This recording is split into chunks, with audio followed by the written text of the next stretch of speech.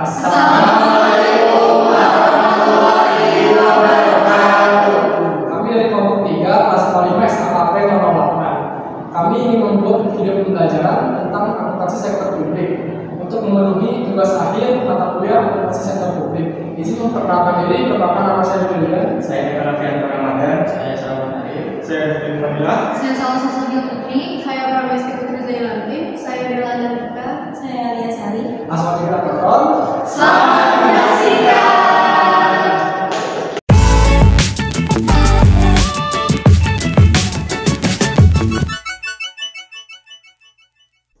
Menurut Undang-Undang Nomor 2 Tahun 2009 tentang pelayanan pajak dan juga Aturan Pemerintahan Nomor 96 Tahun 2012, yaitu tentang pelaksanaan dari Undang-Undang Nomor 5 Tahun 2009. Nah, pelayanan publik itu merupakan suatu kegiatan dalam rangka pengembangan pelayanan yang mana sesuai dengan peraturan perundang-undangan bagi setiap warga atas barang dan jasa dan juga pelayanan investasi yang dijalankan oleh penyedia pelayanan publik. Nah, lanjut ini diinjil buat yang pertama itu ada pemberi pelayanan dan yang kedua ada penerima pelayanan. Lalu apa sih pengertian dari penetapan harga? Penetapan harga barang dan jasa merupakan suatu proses pemilihan nilai ekonomi suatu produk atau layanan kepada yang akan diberikan kepada masyarakat. Nah, kebijakan pendapat harga ini yang ada di Indonesia itu pada 3. Yang pertama itu ada harga maksimum, yang kedua ada subsidi, dan yang ketiga ada transparansi netral. Reward atau insentif positif dapat meningkatkan kepuasan kebutuhan individu, sedangkan punishment atau insentif negatif dapat menurunkan kepuasan kebutuhan individu. Nah, dari pendekatan tersebut, pendekatan reward lebih mendorong ke arah motivasi dibandingkan punishment dalam beberapa situasi. Selanjutnya, terdapat perbedaan antara sektor publik dan bisnis, di mana sektor publik lebih fokus pada layanan masyarakat yang didanai oleh dana pemerintah. Sedangkan sektor bisnis lebih mengejar profit dari penjualan dan pendanaannya didapat dari penjualan tersebut dan bisa juga dari beberapa pihak seperti investor dan juga kreditor. Selanjutnya, terdapat perbedaan antara dari reward and punishment antara organisasi, sektor publik dan juga bisnis, di mana terdapat perbedaan aliran informasi dan karakteristik antara sektor publik dan bisnis yang mempengaruhi reward dan punishment tersebut.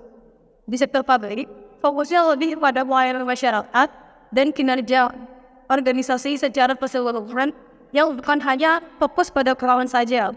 Sedangkan di sektor bisnis lebih terkait dengan pencapaian finansial, penjualan, dan profitabilitas.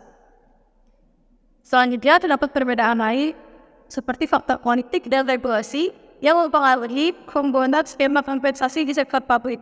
Sementara di sektor bisnis lebih dipengaruhi oleh performa keuangan dan pertumbuhan perusahaan. Teori akuntansi memiliki kaitan erat dengan akuntansi keuangan, terutama pada laporan keuangan kepada pihak eksternal. Menurut Kardiaswa tahun 2009, istilah akuntansi keuangan sektor publik masih dipertanyakan. Adapun karakteristik dari akuntansi keuangan sektor publik yang pertama, suatu teori lebih didukung oleh berbagai riset yang di dalamnya mengandung hipotesa yang telah diuji kebenarannya. Yang kedua, mempunyai kemampuan menahan dan menjelaskan fenomena yang ada. Yang ketiga, kemampuan memprediksi, dan yang terakhir, kemampuan untuk menjadikan fenomena. Sistem akuntansi sektor publik memilih Kardiaswa tahun 2000. Dasar sistem akuntansi keuangan sektor publik yaitu yang pertama ada identifikasi, yang kedua ada klasifikasian, yang ketiga adanya sistem pengendalian untuk menjamin reliabilitas dan ada yang memiliki pengaruh masing-masing periode. Basis akuntansi yang digunakan untuk laporan keuangan pemerintah adalah basis aktual. Basis aktual digunakan untuk memenuhi laporan operasional, beban, aset, kewajiban, dan identitas. Dalam penangkaran disusun dan dilaksanakan berdasarkan basis kas, maka laporan arus kas berdasarkan basis kas. Tujuan basis akuntansi: laporan keuangan yang ditetapkan untuk memenuhi kebutuhan bersama sebagai besar penggunaan laporan termasuk lembaga legislatif sebagaimana ditetapkan dalam ketentuan peraturan perundang-undangan yang bertanggung jawab pada pimpinan entitas. Basic akuntansi menggunakan sistem aktual. Kenapa konseptual akuntansi publik adalah konsep yang mendasari penyusunan dan pelaksanaan siklus akuntansi sektor publik. Konsep ini dimulai dari perencanaan, penganggaran, realisasi anggaran, pengadaan barang dan jasa untuk publik, lalu ada pelaporan, audit serta pertanggungjawaban organisasi seperti pemerintahan pusat, TPK daerah, partai politik dan lain sebagainya. Lalu untuk tujuan kerangka konseptual, yang pertama adalah sebagai tujuan bagi penyusunan standar akuntansi sektor publik dalam melaksanakan tugas pengurusan standar. Lalu yang kedua adalah penyusun laporan keuangan untuk memahami praktek akuntansi menurut prinsip akuntansi minimal umum. Lalu yang ketiga adalah pemeriksa dalam memberikan pendapat mengenai apakah laporan keuangan sudah disusun sesuai dengan akuntansi minimal umum seperti oleh BPK, KAP maupun auditor. Lalu yang keempat atau yang terakhir adalah pada pemakaian laporan keuangan publik untuk menafsirkan informasi yang disajikan dalam laporan keuangan yang sesuai dengan standar akuntansi yang berlaku. Untuk melanjutkan materi yang telah disampaikan oleh pendidikan, itu ada pembahasan tentang karakteristik kualitatif laporan keuangan. Karakteristik kualitatif laporan keuangan ini terdiri dari 4 poin, yaitu yang pertama ada dari pahami atau understandability, yang kedua itu ada relevansi, yang ketiga itu ada keadaan dalam university, dan yang terakhir ada dapat dibandingkan. Ini penjelasannya yaitu yang pertama sudah dipahami, laporan keuangan itu sudah dipahami oleh para pembaca yang secara notabene itu tidak terlalu dipaham atas tentang laporan keuangan.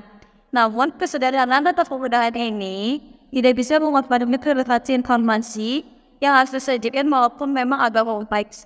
Nah yang kedua yaitu ada relevansi, yaitu informasi yang terdapat dalam laporan keuangan harus relevan dan dapat dipakai untuk mengambil keputusan tertentu. Informasi harus lengkap, baik informasi dari masa lalu ataupun masa kini. Yang terpenting informasi bisa dievaluasi untuk mengambil suatu keputusan dalam perusahaan tersebut. Yang ketiga yaitu keandalan atau reliability. Informasi disajikan dalam laporan keuangan harus dapat diandalkan dan akurat. Bila terjadi suatu kerendahan yang tidak semestinya, bertahan mengurangi poin dalam relevansi dan pada laporan keuangan tersebut. Yang terakhir yaitu dapat diperbandingkan. Laporan keuangan harus dapat dibandingkan dengan laporan keuangan perusahaan lain atau laporan keuangan pada masa sebelumnya. Para pengguna informasi harus dapat membandingkan laporan perusahaan keuangan atau periodenya akan dapat bisa memprediksi langkah selanjutnya yang akan diambil untuk menyusun strategi terbaik untuk perusahaan agar mendapatkan hasil yang lebih maksimal. Transaksi keuangan sektor publik membentuk laporan keuangan. Nah, laporan keuangan ini mencakup berbagai macam laporan untuk laporan tinggi, laporan realisasi anggaran, neraca, arus kas, surplus atau defisit, dan juga dan terakhir itu ada kinerja.